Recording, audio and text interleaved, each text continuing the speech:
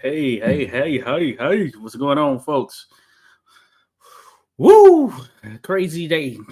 Yeah, I'm a little bit behind on this one, but you know how it is. Sometimes life puts you in that situation. With that being said, I am here live for a discussion. Hopefully, all enjoy the discussion, especially when you hop in here. Salute to Skywalker Boxing in the mix here. Appreciate you there, Skywalker, showing some love. Hey, as always, hey, and he's a member there. You see, that's a new thing right there. Member.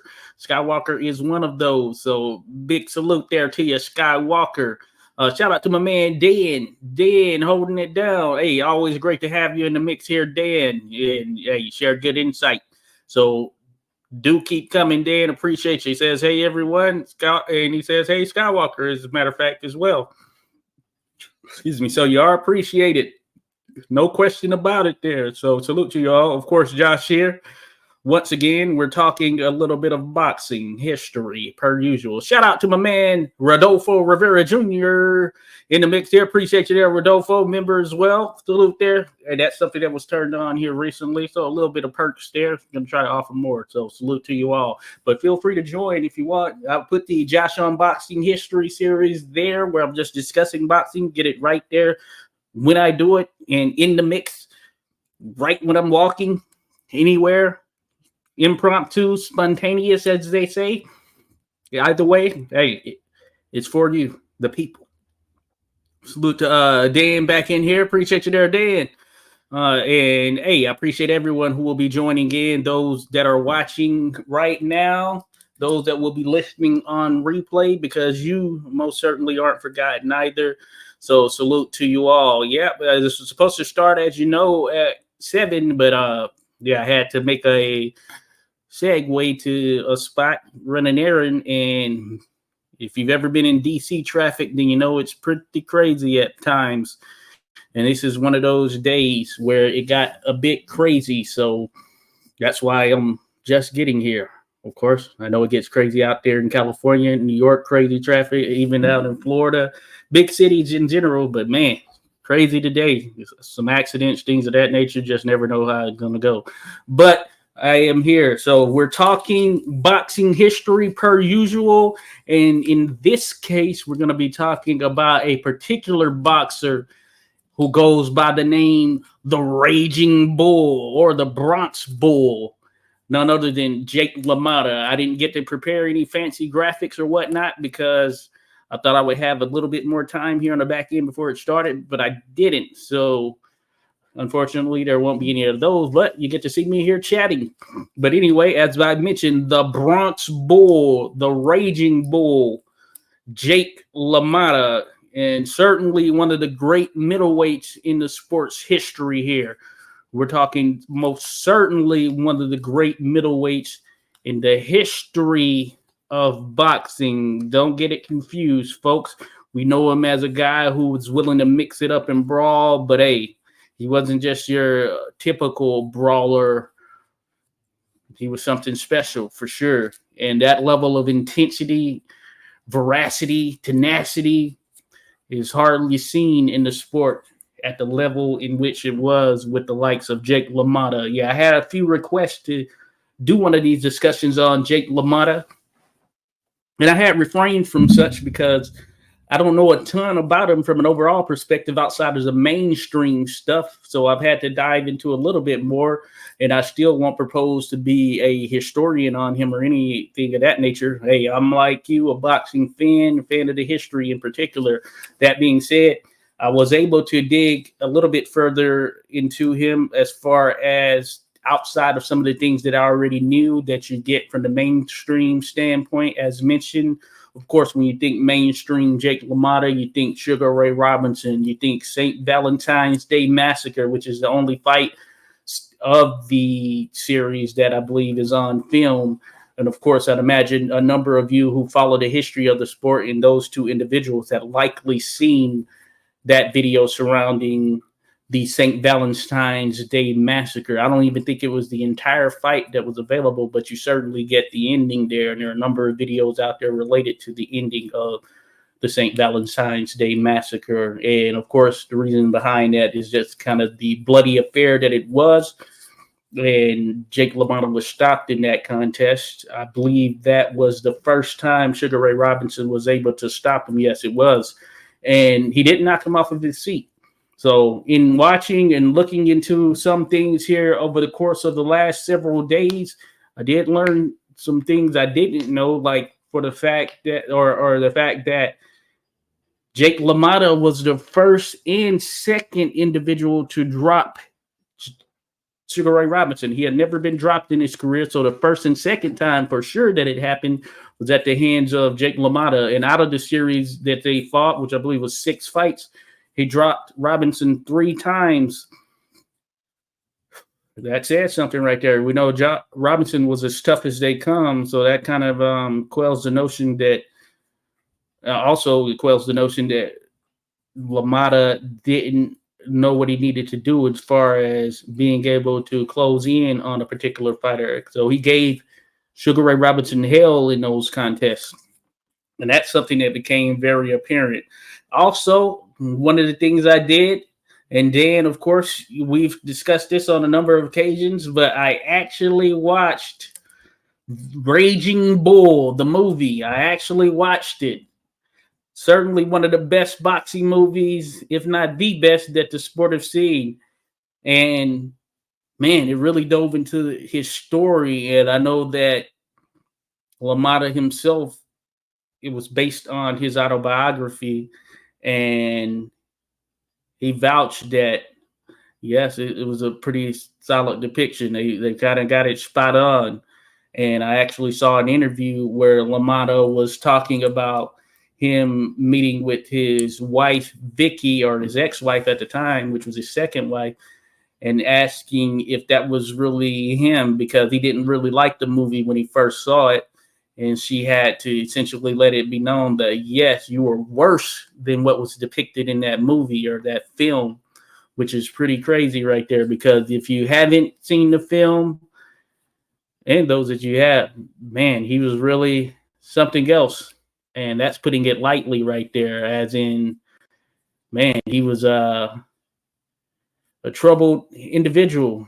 And I think he kind of summed it up himself in terms of an interview I saw where he was there in older age. I think it was from around 1990. And he said that he had built himself up to be able to generate and have so much rage that essentially made the lighter side of himself become a bit lost, So he had some issues for sure. He actually had laid hands on his wife, so domestic abuse, that type of stuff. And he owned up to it, and he changed his life, especially when you see him as an older gentleman. You really get to see just like the true side or a good true nature of him, and him kind of understanding, taking ownership of what he was, the things that he had done, and really being himself, the true shining light that he was. And he mentions even early on there, of course, when he was younger, how he got in trouble, had to spend some time in what we would consider juvie or boys' home or whatever it may be, just because they were doing some mugging and things of that nature. But you really got to see the bright spirit of Jake LaMotta there as he got older, which I did appreciate. First person to beat Sugar Ray Robinson, says Dan. Indeed there. Congratulations on watching Raging Bull. No doubt, Dan. Appreciate you there. I appreciate you. Dan says, I think it's the greatest movie ever made. Hey, it's certainly up there. And Robert De Niro did a hell of a job there. He did a hell of a job playing him. And, the thing that even more so, I think one of the things that separates this, I rank it up there. Certainly one of the great movies in general. But I think the thing that made it great was less the boxing. It was more of the other stuff surrounding him. So that's what I would say should be the expectation if you're watching the film. You're not going to get a view of all the fights, things of that nature, but you're really going to get an understanding of Jake LaMotta and what he was doing and going through during that time. So it's one of those films. So that's why De Niro won an Academy Award. and as the best actor, I believe that was the case. And you really get the true view and feel for the tumultuous side of Jake LaMotta in watching the film as portrayed by Robert De Niro, and he did a hell of a job as far as I'm concerned. So that's probably the thing that stood out the most for me. While it's a boxing movie, it's certainly more of a drama, I would say. It's certainly more of a drama. You get the love interest side, all of that stuff. And as Dan mentioned, great fight scenes. It did have some pretty solid overall fight scenes, things of that nature. But I think the overall story is the more compelling piece of it. So it's one of those you get to get a feel for Jake LaMotta, the person. So hell of a job. Martin Scorsese, I think it's his name, Scorsese is how you pronounce it. He's the one who was behind the film, director, and he's done a lot of great films. And so hell of a job. It's in black and white, which kind of takes you back to that time or whatever. It's from 1980. The Jim Corbett film, as mentioned previously in other lives, it was in black and white as well. Kind of takes you to that time. But I think back then, of course, when that Corbett film was made, it was really, they were just doing black and white. I think color either wasn't really out there or it was in its infant stages, something of that nature. But that was a great movie as well. And well done, just well done. When you're captivated by the story, then that doesn't even matter for those that may be more of a color buff in seeing the film in color or whatnot. When you're captivated by the story, it pulls you in regardless of such. And if you're a fan of boxing history, then of course you're pretty accustomed to seeing videos in black and white. Rodolfo Rivera Jr. says, now you just got to watch Taxi Driver 86. Yes, I do have to watch that. Robert De Niro. I'm going to be seeing Jake LaMotta then. I'm not going to see Robert De Niro any longer. I'm going to see Jake LaMotta. We're like, what is Jake LaMotta doing there in the taxi? But no, good to go there, Rodolfo. I'm going to check it out. Dan says, he ain't pretty no more. Remember De Niro fight? Oh, yeah. Tony De Niro, and the funny thing is, when I first heard De Niro, and I was just thinking from a historic perspective, and I got my De Niros and even the spelling wrong because I was thinking De Niro. The first thing that came to my mind was Frankie De Niro, and he was like a flyweight from back in the day. But then I had to say to myself, maybe. Then I looked up Frankie De Niro, and I was like, Frankie De Niro? I'm like, no, because I immediately was like, no, Frankie is too far early. And then I was like, said to myself in my mind, Tony De Niro. Tony De Niro it was right there. That's with the J. Frankie De Niro with the G. So little interesting thing right there that I wanted to mention there as I was watching the movie and thinking about when Tony De Niro came about. So that's pretty funny. Dan says, Fat City and The Harder They Fall, great boxing moves. I know you've mentioned those. I'm going to try and check those out right there. Certainly The Harder They Fall. And that's, if I'm not mistaken, my guy Max. Is that Max Baer? If I'm thinking, The Harder They Fall. Maybe I'm thinking of a different one. Max Baer I know Max Baer had a movie, but maybe I'm thinking of the wrong one. It might not be The Harder They Fall. Who is The Harder They Fall? Dan, if you know there. And Rodolfo Rivera Jr. says Martin Scorsese directed Taxi Driver too. Okay, so yeah, I know it's going to be pretty compelling for sure. Rodolfo also Goodfellas. Goodfellas. Yep, another classic right there. Joe Pesci is always great. I mean, he just has that role, that niche. Him playing the mobster, he has it down to a T, or at least in that kind of realm. Hey, he has it all down to a T. Dan says, yeah, Max Baer. Okay, yeah. So The Harder They Fall. So okay, I got to check that out. For sure, it plays himself. Yep. And they have a scene, if I recall correctly, where he's boxing Primo Carnera in that movie or that scene or whatnot as a part of it. So that's pretty cool there. Joe Walcott in Harder They Fall too. Okay. This is up. Jersey Joe. Salute to Boz in the building there. Bad Boz. one half of Boxing Chat. We do that on Sunday now at 11 a.m. So if you can make it, be sure to join us Sundays, 11 a.m. for Boxing Chat. Boz, myself, holding it down. So appreciate you dropping by. Boz, Rodolfo Rivera Jr. says, yeah, they had a good relationship by the looks of it. Even the Irishman from 2019. Okay. Yeah. So Scorsese, Italian films, yeah, in that realm, mobster type stuff. Beyond that, of course, as we know, but yeah, he definitely was on it. Humphrey Bogart's last movie. Okay. Humphrey Bogart. Okay, got you there, Dan. So definitely one to watch right there for sure. So Boz sends his salutes to everyone. So appreciate you dropping by, Boz, taking the time. Hey, as always, great to have you here in the mix there, Boz. No doubt about it. So we were talking Jake LaMotta, Boz. I'm sure you know a good deal about him. Certainly that's an era where you spent some time, a good deal of time. And we were talking about, at this particular juncture, Raging Bull, the movie, which was a very that I just actually saw. Rodolfo, I don't think you seen it, Rodolfo? But anyway, it's a very good movie, and I just watched it for the first time yesterday or the day before. The day before it was on. No, it was on Monday. Yeah, I watched it Monday evening. I actually watched it. So and I had already seen some of the footage of Jake LaMotta that was out there.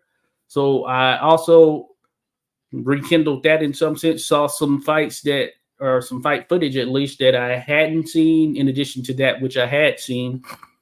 And man, yeah, he's always one of those guys that, when I saw him visually, yeah, you could just see how he was. As Boz says, LaMotta was indestructible, no doubt about it. Could take a punch as well as any the sport has seen. Took so much punishment, and lady died at like 97. Yeah, 95 years of age in 2017 there, which is amazing, right? He was born in 1922. Jake LaMotta, that is, folks. Man, yeah, brutal indeed. That sums it up. Yeah, seems like he lacked power because his hands were small, Boz says, according to that movie. Yeah, that was mentioned in there. 95 sharp right up into the end. Yeah, that shows you just how things affect others in different ways, right? Because he was 95. Then you think about a guy like Jerry Quarry, who took a lot of punishment, and he died at 50. But even by that time, he had lost a lot of his motor functions and the ability to really speak. Certainly more than a couple of words. And think about Jake LaMotta and the punishment he was taking. George Chavallo is someone I bring up as well. Man, it's crazy. This thing we have here called life is pretty dang crazy. You never know. Rodolfo says, I have an 86, so sounds like a hypocrite for telling you to watch Taxi Driver. All good. Maybe, hey, we'll have to watch him. I'll have to watch Taxi Driver. You'll have to watch Raging Bull, and then we'll talk about it. Hey, as they say in the movie, forget about it. We'll talk about it. When they asked him how many times he fought Sugar Ray Robinson, he answered so many times, it's a wonder I don't have diabetes, bad vibes. Yeah, that was a classic quote right there. I did hear that. That's funny. First got to beat Robinson, too. Indeed, and that's saying something there, Robinson. Now, Robinson, he was coming in as a welterweight there, I know, early on, and that shows how tough Robinson is. Because man, he was, I'd imagine, a lot to deal with, but LaMotta was giving him hell despite those losses that LaMotta ended up taking. He was giving Sugar Ray Robinson absolute hell in those contests, and I think that was pretty glaring and stood out a great deal when I actually went through the process. So man, or just watching the movie and then just thinking about the fights in general. So, man, it's a crazy thing. It is a crazy thing. But Jake LaMotta, certainly one of the best that we've seen in the sport, and I think that it basically lets it be known that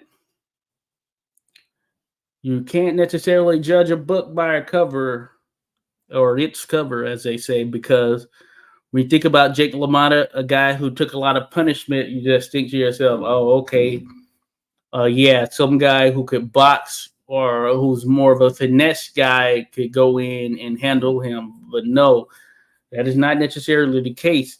You have to be able to withstand a ton of punishment yourself to be able to deal with the guy like LaMotta, who's going to be there all 12 rounds here in modern times. More than that, of course, 15 rounds taking it back.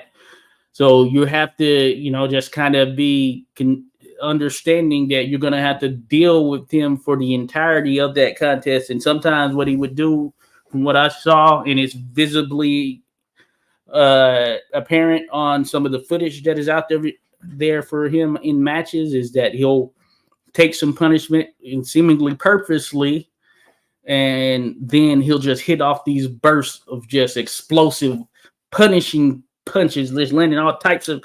He's just hooking with just sheer force and power, and that's something you have to deal with. That's something you have to think about right there, and that's not easy. That wouldn't be easy for any fighter, especially if you're more of a finesse fighter. You want to take your time, control the range. Yeah, he'll give you the perception of such, but he will then step in there and just throw all of that out of the window, essentially. Bad Boz mentions he even knocked down Bob Satterfield. Oh, yeah, I saw that he fought Satterfield, which shows what a terrible chin Bob had before he became a heavyweight. Yeah, that is pretty crazy that Satterfield did go on the heavyweight. Interesting, right? And he had a big punch, but yeah, sometimes, the chin can fail you, right? Bad Bob mentioned he has Robinson and Sherdam wins on his resume. Unbelievable. Yeah, that's pretty crazy. And I watched that footage. Excuse me. I watched that footage that is out there of him and Sherdam, Marcel Sherdam, folks, the French-Moroccan, or the Moroccan Frenchman, whichever way you want to put it, who was middleweight champion of the world at one point, and he had a ton of fights, and he didn't really lose many. I think it was only 4. It just so happened Jake LaMotta was the last contest, and he died in an airplane. And I know there are some theories around there, controversial ones and things of that nature regarding that plane crash as well, though I don't know enough about it to really speak on it to that degree, with any depth or whatever. But I know there are some theories surrounding the timing of that crash for Marcel Sherdam. But great middleweight right there. Representing France, as mentioned, Moroccan as far as where he was born, and a heck of a fighter right there. He's about 5'6", from what I recall. I don't know a ton about Marcel Sherdam just from an overall perspective, but I do know he was a heck of a fighter, about 5'6", somewhere in that range. He knew how to get inside and do his thing. And then what he battled against in terms of dealing with Jake LaMotta is LaMotta was just pressing him the entire time. It ended up being a 9th round, or after the 9th round, Sherdam could no longer continue, and the fight was essentially stopped. But I had also heard that he had been shot at some point leading up to that contest, or maybe some contest before that. But apparently he fought the contest, and additionally he dislocated his shoulder at some point, is what I was reading. And yeah, just some tough stuff right there. And LaMotta was the type of guy, he was just going to keep gunning at all times, as mentioned. Dan mentions he fought mostly black murderers, row fighters, his niche for making money. Indeed, there, Dan, he was a favorite of the black fans, and they would root for him. Yeah, and he had to do business with the mob, I guess you can say, in order to finally get a title shot. But he spent a lot of time just fighting whomever would be available. And he spent 5 years being a number one contender or somewhere around there, and just constantly looking for that opportunity for a title shot. And he didn't want to go that unsavory route to do business with, those that sometimes control the seedy underground of sports. And he ultimately had to fold because that was the only way that he was going to get a title shot.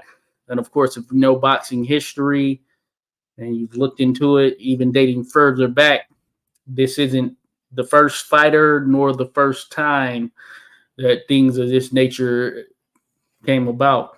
Heck, even his staunch rival, Sugar Ray Robinson, at one point, especially when he made his return, had to essentially do business to a certain degree there. So it's unfortunate, but it's littered with fighters.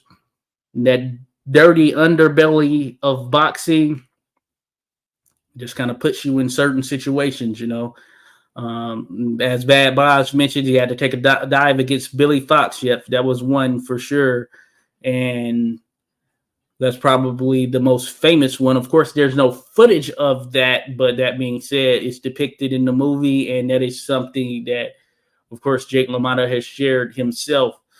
And yeah, it's unfortunate that it happened.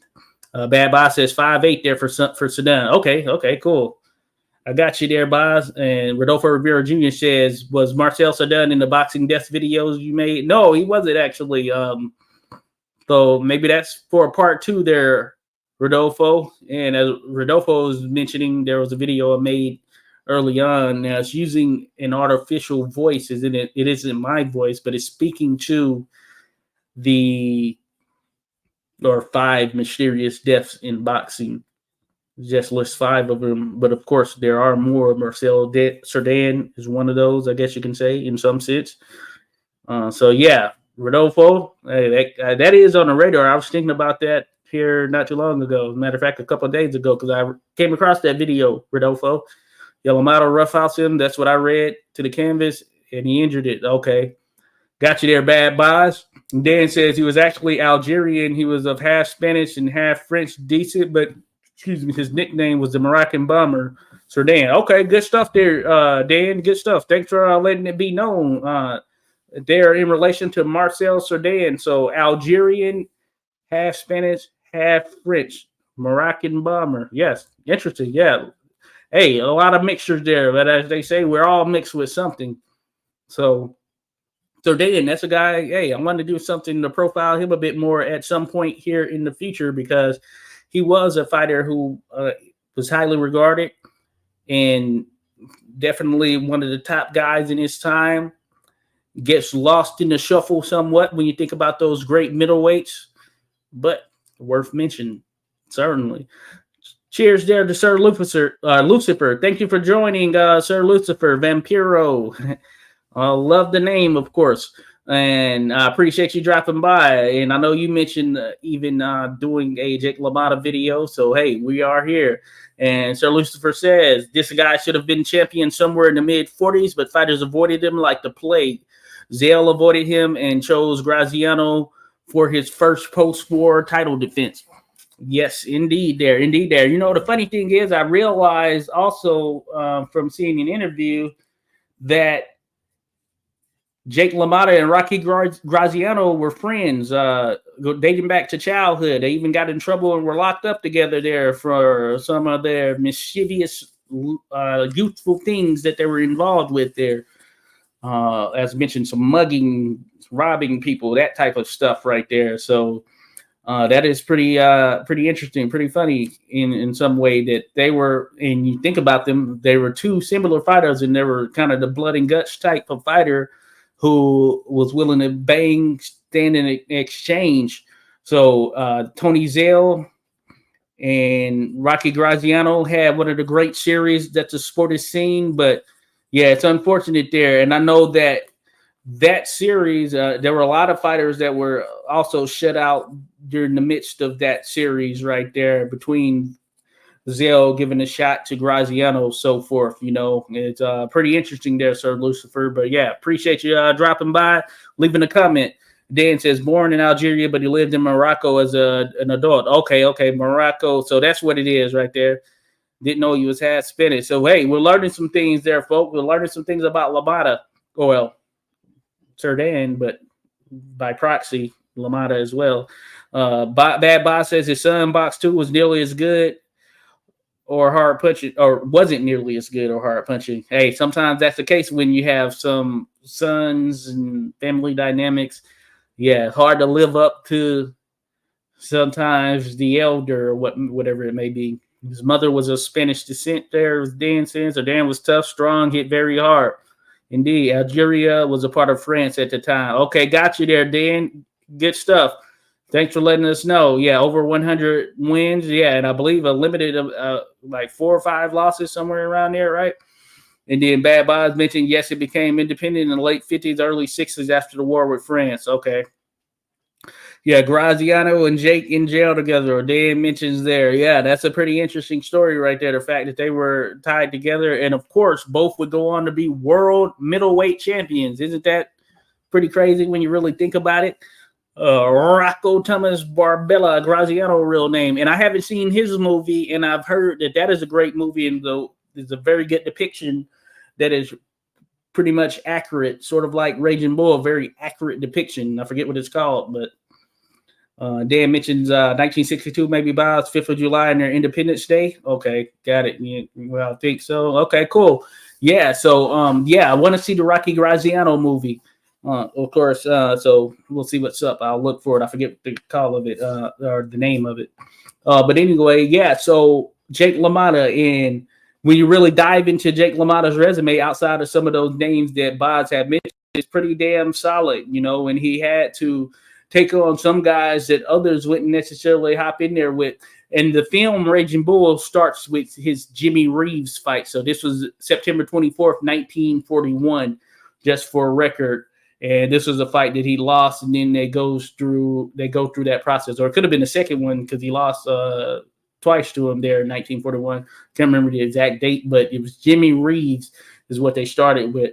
And then you continue to go up. But just looking at his resume, and I pulled that up, of course, we know Ray Robinson, probably the top guy on his resume there, Ray Robinson. And I'm really looking through this right now myself. Another name that stands out for me, California Jackie Wilson. If you don't know California Jackie Wilson, heck of a fighter. I haven't done a video on him, and he's not the only Jackie Wilson who fought, but hey, he is one who was a very, very solid fighter right there. And Jake LaMotta has a win over California Jackie Wilson. So the video that I do have on him, rather, I should say, I haven't done a video profiling his career, but I have done one of those photo animation videos on California Jackie Wilson. And hey, he was a heck of a fighter, one that doesn't get mentioned. He has a very solid resume as well. And that's something to think about when just thinking about the level of fighters that Jake LaMotta was dealing with, because these were guys, and this was a black fighter. These were sometimes he was dealing with some of the black fighters who weren't going to get title shots and would ultimately not get title shots. But for Jake LaMotta, and you'll hear it from his mouth himself, hey, he was being avoided, and he would fight anyone because he, like the other fighters, like some of the top black fighters from that time, hey, he couldn't get a shot at the title himself. So he would fight anyone, and he had to fight some of these guys multiple times. Just think about the amount of times he fought Sugar Ray Robinson. That's insane when you really think about it, especially considering Robinson is considered to be the greatest fighter of all time by many. Probably more, he is more likely to be considered the GOAT if we were to survey the majority of people by comparison to some of the other ones out there, So salute to Bruce Gas, Boxing Jads, and more who's dropped in. Salute there to you, Bruce Gas. Appreciate you dropping by there, buddy. Be sure to go check out Bruce Gas, folks. Subscribe. Great content there. And he does a lot of discussions that center on the history. And it'll give you pretty much top-level game on the heavyweights of the 70s, 80s, and so on and so forth, even beyond that, really. But certainly in those areas, put you up on game, and a lot of the other fighters that are in and around those times just in general. So salute there to you, Bruce. I appreciate you dropping by here, buddy. Bad Boz mentions Tony Gennaro. Yep, that was one for sure that definitely came or sort of like a highlight and certainly a staple of the film. His wife thought he was handsome, so he gave him a bigger beating than intended, allegedly. Yeah, it's pretty crazy thinking about it. Excuse me. Bruce Gas says, Jake Stiff, my friend who photographed his last wedding. Oh, wow. That's pretty crazy right there, Bruce. That'll be a good story to share there, Boz. Not Boz, but Bruce. He says, Jake said he got diabetes from fighting Sugar Ray so many times. Oh yeah, that was what I definitely heard there. That's pretty crazy, but that's pretty funny there, Bruce. I know you've been around the game there for a minute, so yeah, stiffed by Jake LaMotta. Sir Lucifer says somebody up there like me. Okay, yeah, that is it right there, Rocky Graziano. Thank you, Sir Lucifer. Paul Newman plays him. Is that movie? Yeah, is that the movie? Yes, that's the one I'm talking about right there, Sir Lucifer. It is there. Somebody up there like me likes me, and yeah, from the initial things that I have gathered about it, yeah, it seems like he had his issues as well, and had to, of course, ultimately overcome them, things of that nature. So, yeah, I have to check that one out. Rocky Graziano, folks. And as I was saying there, hey, salute to Rasclot 222. Appreciate you there, Rasclot. In regards to Bruce and others, Rasclot 222. Be sure to go subscribe. Hey, he dropped some good gems as well. He's over there. He talks boxing now in the history as well, and we're also always for that. Any way you slice it. So. Appreciate you there, Rasclot. Thanks for dropping by. We're talking Jake LaMotta, the Raging Bull. Rasclot says Jake LaMotta is the true definition of he got dog in him. Yes, certainly. Yeah, that's what I'm saying. And one of the points I was bringing up there, Rasclot, here prior to you joining a little bit earlier, at least, was the fact that you can think that you're gonna go in there and outbox a guy like Jake LaMotta, but that's a lot tougher mountain to climb than you may think, because just the rage and intensity that he fought with was that in which you just had to have a little something extra inside of you right there if you thought you were going to be able to overcome a guy like him, because you weren't just going to go in there and outbox him without going through a level of hell that would bring out the best of what you have inside your chest right there. We're going to see if you have some true heart there, because LaMotta was going to be a guy that tested it to the highest degree for sure. But yeah, it's one of those that's pretty interesting for sure when you think about it. Bruce Gas talking about some BL and all caps. Yeah, Dan mentions about as tough as it gets. Rasclot mentioned LaMotta chin and endurance was like no other. Oh yeah, certainly right there. And that's something that became very apparent there, Rasclot. It's one of those interesting things. And we were talking about a little bit earlier, the fact that he took so much damage, but hey, he was still lived to 95, and he was still sharp as a knife, as to paraphrase in some sense what Dan mentioned a bit earlier as well. So it's very interesting, when you think about it.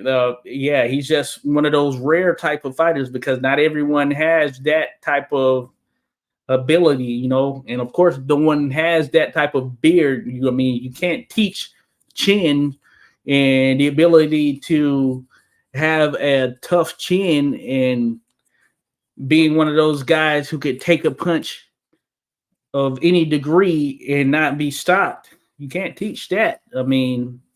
That's just something you're born with right there.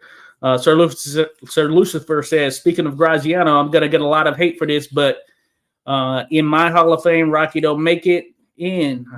LOL, Jake for sure, but not Rocky. I feel you there. I feel you, Vampiro, Sir Lucifer. Yeah, he was one of those where, and I don't know a ton about Rocky as well. He's someone I have to look into a bit more. But of course, the Zell fights are the top level for him. But there are some fights I know that didn't happen that potentially could have happened during that period from the little bit that I have dug in on him. So I can understand why you're coming or why you feel that way right there, Sir Lucifer. And that's kind of the case with, there's some others out there who kind of fall into that category as well. But most certainly he and Zell, by virtue of their series, were to make such a magnificent imprint on the sport that, when you're telling the story, their names definitely pop up. And that's saying something right there for sure. Jake LaMotta had a good power too. Yeah, Rasclot mentions. Yeah, most certainly. So most certainly there he did have power, and man, when he really started to put in those bursts, yeah, it was hard to deal with. So that's why I was saying, like, you can think you're gonna go in and out boxing, but can you take what's coming back? You didn't knock me out, Ray. Yeah, you didn't knock me down, something like that. Yeah, you're right there, Bad Boz mentioning such. Dan says Rascal's much better punch than he gets credit for. Yes, I got you there, Dan. Certainly. Rascalot says, I think Graziano should be in the Hall of Fame if Tim Bradley is in. LOL. Graziano definitely should be. Yeah, when you look at it from that standpoint, most certainly there. And hey, I was a fan of Tim Bradley, watching him kind of coincided, watch a lot of Tim Bradley, and he was a heck of a fighter for sure. But yeah, if he's in, certainly you can make an argument, Graziano for sure. Bad Boss says, but his hands were small, so he probably punched even harder. Yeah, that may be the case right there. If they were bigger, okay, yeah, yeah, that may be the case. Yeah, if they were bigger, he might. Dan says, no doubt, brother. LaMotta is heavy-handed. Rasclot mentions, let's see here. Dan mentions that a lot of big KOs, but he actually mean and like to carry his victims to inflict the utmost damage. Yeah, you've seen that happen in certain situations with certain fighters. We can think about stories, things of that nature, where that has been the case. Ali, he's known to have done that. Thinking about Floyd Patterson, Ernie Terrell, I believe it was, and like carried them just for the simple fact that he wanted to inflict a certain level of punishment on them, which is yeah, one of those things that certain fighters can do it. Dan says Graziano isn't in the Hall of Fame.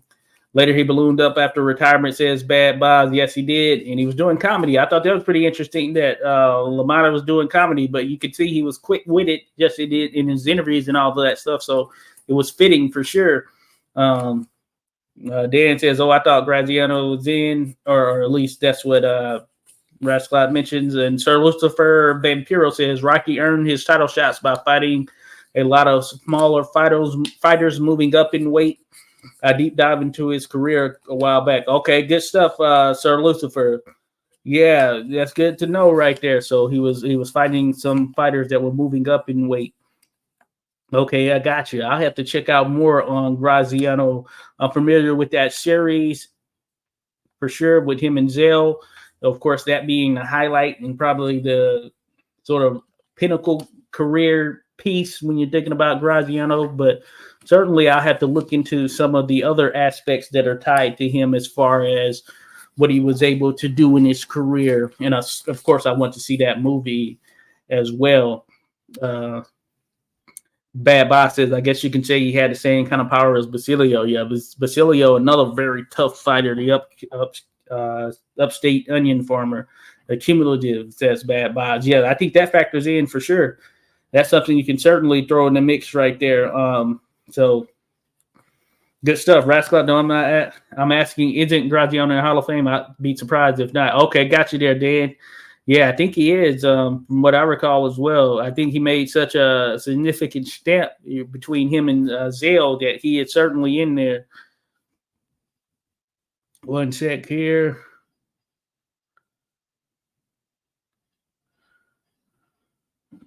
But yeah, so certainly one of those interesting things there. And yeah, as mentioned earlier, for those just joining, 86 Boxing, we're here. We're talking Jake LaMotta. Rocky Graziano and Jake LaMotta were friends dating back to when they were younger, childhood time frame, So that's pretty interesting, right? Both will become world middleweight champions. You don't get that every day, right? But yeah, interesting stuff for sure. So looking again, just going back to the resume piece of it, yes, Jake LaMotta, and just the fact that he had a hell of a resume just when you think about it overall. Fritzy Zivic right there. Fritzy Zivic has a win over Fritzy Zivic along with a loss, and then looks like another victory. Oh, he fought him 4 times, as a matter of fact. Holy crap. So, yeah, Fritzy Zivic.